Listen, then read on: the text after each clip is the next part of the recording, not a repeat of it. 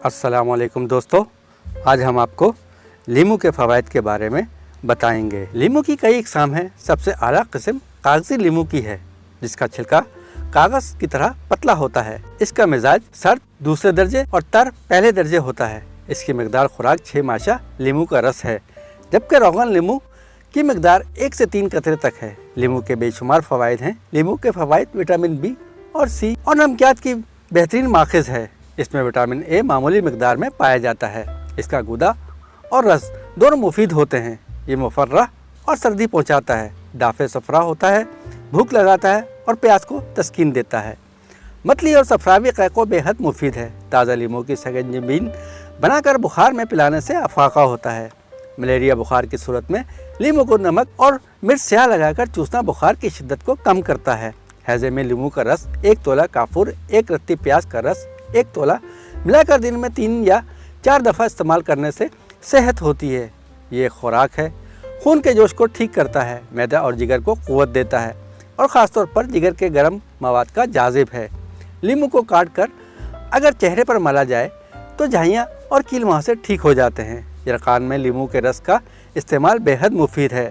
सकंजीबीन बनाकर दिन में 3 बार इस्तेमाल करें। लीमू के बीज अगर बनिया करके खाए जाएं तो क़ह और दस्तों को फौरी बंद करते हैं, लेकिन बीजों को हमेशा छील कर इस्तेमाल करना चाहिए। बच्चों के क़ह और दस्तों में भी बेहद मुफीद है। इसकी खुराक 2 से 3 दानों का सफ़ूफ है।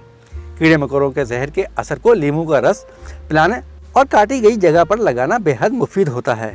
इससे जहर का असर दूर हो जाता है। लीमू का सूंघना नज़ला को बंद करता है। अगर लीमू के रस को चाकसू में हल करके जस के बर्तन में रगड़कर आंखों में लगाया जाए तो आशूब चश्म के लिए बेहद मुफीद है। बिनाई की कमजोरी, आंखों की सुर्खी और धुंध वगैरह को दूर करने के लिए आब लीमू आधा पाव कांसी के बर्तन में बांस की लकड़ी से रोजाना 4 घंटे तक रगड़ते रहें। 8वें दिन सुरमे की मानिंद खुश्क हो जाएगा। अगर थोड़ी बहुत नमी रह जाए तो फिर कम धूप में खुश्क करके बतौर सुरमा इस्तेमाल करें। बहुत मुफीद है। ताज़ा लीमू के छिलकों से रोगन लीमू तैयार किया जाता है, जो कि पेट की गैस में बेहद मुफीद है।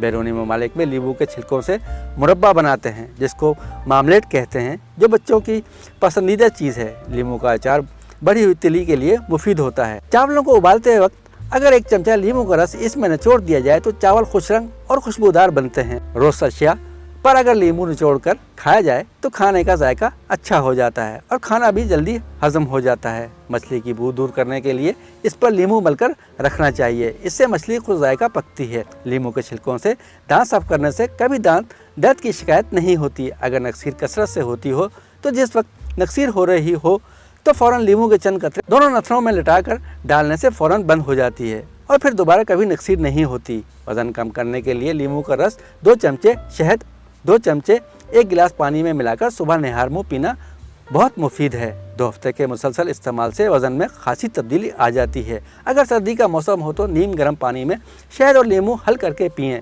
सर्द होने के बाद अगर लीमू का रस मिलाकर पानी दोबारा बालों में लगाया जाए और तौलिए से खुश्क कर लिया जाए तो बालों में चमक आ जाती है।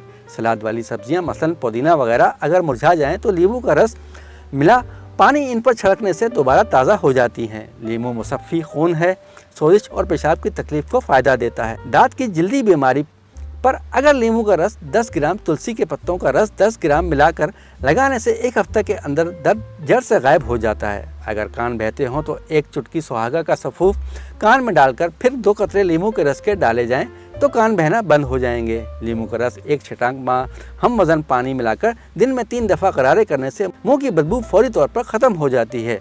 अगर किसी वजह से मुँह की बदबू दूर ना हो तो फिर फौरी तौर पर दांतों के डॉक्टर से रुजू करना चाहिए और दांतों की मुकम्मल सफाई करवानी चाहिए। खारिश, खुश्क तर की सूरत में लीमू का रस 5 ग्राम, अर्क गुलाब 10 ग्राम और चमेली का तेल 15 ग्राम तीनों मिलाकर खारिश वाली जगह पर लगाने से चंद रोज में अफाका हो जाएगा। दर्द गुर्दा में लीमू का रस 10 ग्राम, सुहागा 1 ग्राम, शोरा कलमी 1 ग्राम और नौशादर 1 ग्राम तीनों को लीमू के रस में हल करके दर्द के वक्त इस्तेमाल करने से फ़ायदा होता है। अगर आँख का दर्द हो तो निस्फ लीमू पर सिंदूर छिड़क कर इस तरफ के पैर के अंगूठे पर बांधना 1 रोज में दर्द को ख़त्म कर देता है। लीमू जरासीम का खात्मा करता है। अगर बवासीर मस्सों पर लगाया जाए तो वो जल्दी ठीक हो जाते हैं और फोड़े फिंसियों पर लगाने से जख्म जल्दी मुंदमिल हो जाते हैं। लीमू का रस बेसन में मिलाकर चेहरे पर लगाने से दाग धब्बे दूर हो जाते हैं। लीमू का रस बैरूनी तौर पर जल्द को नरम और हसीन बनाता है।